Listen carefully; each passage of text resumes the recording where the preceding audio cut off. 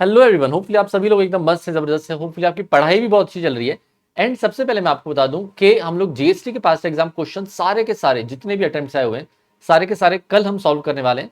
कल आपकी तारीख है 16 ऑफ मई। सुबह मिलेंगे हम लोग 10 बजे। और ये बुकलेट मैंने आपके लिए तैयार किए, सारे past exam question along with the answers आपको एक ही जगह पर मिल जाएंगे। तो कल सुबह 10 बजे मुलाकात करेंगे एंड एवरीथिंग विल डिस्कस। और आपको बहुत इससे कॉन्फिडेंस बूस्ट होगा कि अभी तक आपने जो भी पढ़ा है, जो भी आपने क्वेश्चन सॉल्विंग किए एंड एग्जाम में एग्जैक्टली कैसे पूछा जाता है। और जनरली बच्चों को लगता है कि सर जैसे क्वेश्चन नंबर 1 बहुत बड़ा आता है, चाहे जीएसटी का हो चाहे इनकम टैक्स का, उसको कैसे हम लोग हैंडल करेंगे।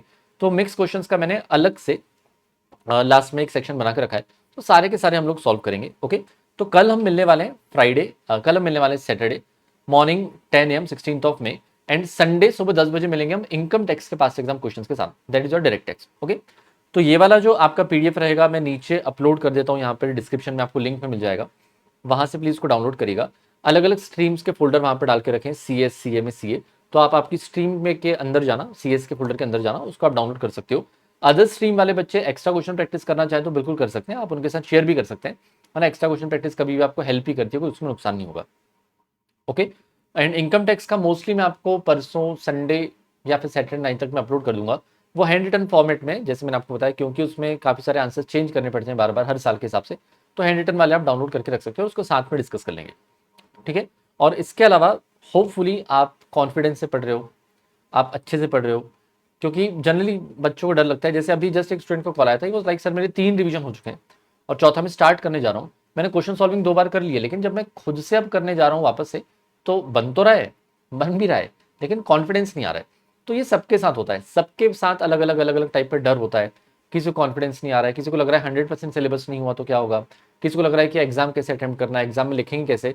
तो believe me, really believe me, ये सभी के साथ होता है।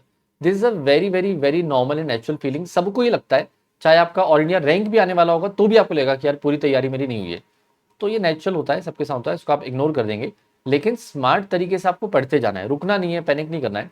जैसा आपने प्लान किया उसके हिसाब से आप पढ़ते जाओ। एंड अगेन मैं आपको बता रहा हूँ, जैसे हर सब्जेक्ट के कुछ टॉप चैप्टर्स होते हैं, जैसे मैंने आपको इनकम टैक्स के और जीएसटी के बताए, टॉप 13 चैप्टर जिसमें 75 मार्क्स के आसपास का आता है, तो उसको प्रायोरिटी पे करना है। ऐसे हर सब्जेक्ट में होते हो तो उसको करिए, उसकी क्वेश्चन सॉल्विंग करिए। एंड बाकी जो भी बचता है, अगर अभी भी आपका रह गया होगा, तो उसको आप मैराथन से कवर करेंगे, अलॉन्ग विथ उसके पास्ट एग्जाम क्वेश्चन जो भी रहेंगे, फटाफट फटाफट आपका फुल कवरेज आपको मिल जाएगा।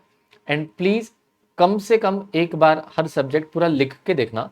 जैसे आप एग्जाम में बैठ के लिखते हैं 3 सवा 3 घंटे में, आप टेस्ट सीरीज होपफुली दे रहे होगे। अगर आप किसी वजह से नहीं भी दे रहे हो तो एटलीस्ट 1 से 2 क्वेश्चन पेपर एटलीस्ट कम से कम 1-3 घंटे में आपको टारगेट बना के बैठना है कि आप कैसे अटेम्प्ट कर पा रहे हो। क्योंकि आपको हो सकता है कि सब आ रहा हो, सब बन रहा हो, बहुत बार रिवीजन भी हो गए हो, लेकिन एग्जाम में कई बार ऐसा होता है कि हम पूरा अटेम्प्ट नहीं कर पाते हैं। तो अगर आप 80-85 के आसपास का करके आओगे तो आपको 50-60 मार्क्स के आसपास ही मिलेंगे, ऑन एवरेज इतने ही मिलते हैं। आपने बहुत प्रिसाइजली लिखा है, काफी बच्चों को मिलता भी है, 80 में से 70 मिल जाते हैं, 80 में 75 मिल जाते हैं, चांसेस बहुत कम होते हैं। तो आपको अच्छे से प्रैक्टिस करके जानी है ताकि आप एग्जाम टाइम पर पैनिक ना हो, और बहुत अच्छे से पढ़ें, कॉन्फिडेंस से पढ़ें। पास एग्जाम क्वेश्चन जरूर करें, क्वेश्चन सॉल्विंग जरूर करें, सारे सब्जेक्ट्स की करें। पूरी नहीं कर पा रहे हैं तो हर चैप्टर के 5-5 6-6 क्वेश्चन तो करिए कम से कम एटलीस्ट। तो आपको रहेगा कि यार हम क्वेश्चन देख के गए और एग्जाम देना आपको ईजी हो जाएगा। परफेक्ट है। And also do let me know in the comments कि आपकी पढ़ाई कैसी चल रही है, टेक्स्ट में आपको कोई दिक्कत जा रही है क्या। मैं आपको कुछ हेल्प कर सकता हूँ चीज़ों में जहाँ पर आप अभी भी स्टक हो। ऑल्दो मैंने सारी चीज़ें अपलोड कर दी है, सारे के सारे question solving sessions, marathon, revision, one shot, everything is uploaded. सारे के सारे नोट्स भी अपलोड हैं, चाहे वो समरी नोट्स हो, ना हैंड रिटन समरीज कुछ कुछ मैंने अपलोड की है, एवरीथिंग इज देयर।